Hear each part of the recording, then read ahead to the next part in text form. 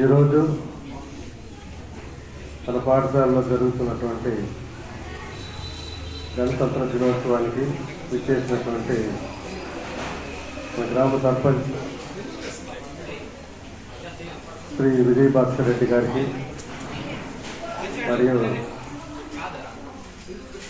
మన పాఠశాల first assistant Shri ఎన్ గుణశేఖర్ రెడ్డి గారికి మరియు ఉపాధ్యాయులకు నా యొక్క నమస్కారాలు, బాలికలకు నా యొక్క ఆశీస్సులు. అందరికీ కూడా గణతంత్ర దినోత్సవ శుభాకాంక్షలు. గణతంత్ర దినోత్సవం అంటే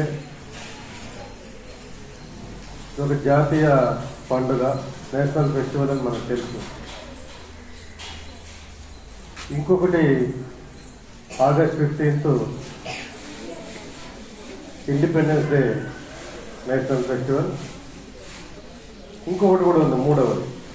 కానీ మనం ఎప్పుడు స్కూల్లో జరుపుకోం. ఏదది?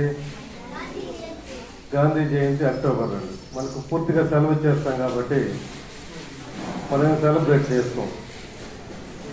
కాబట్టి సెలబ్రేట్ చేసుకున్నటువంటి రెండు, ఇండిపెండెన్స్ డే, రిపబ్లిక్ డే, దేశంలో ఉన్నటువంటి ప్రతి పౌరుడికి గర్వపడేటువంటి రోజు. ఎందుకు? ఈ దేశంలో స్వేచ్ఛగా జీవించేటువంటి హక్కు మనకి ఈ రెండు ఇచ్చాయి. అన్ని రకాలుగా ఈ దేశంలో మనము జీవిస్తున్నాము అంటే ఈ రెండు రోజులు మనకు ఖచ్చితంగా ప్రతి పౌరుడికి గుర్తుంటాయి, చాలా ఇంపార్టెంట్గా అనిపిస్తుంది. అందుకే ప్రతి ఒక్కరు కూడా బాగా సెలబ్రేట్ చేసుకుంటారు. చూడండి, ప్రతి ఒక్కరు మీరు రకరకాలుగా మన జాతీయ పతాకాన్ని పోలినటువంటి అనేక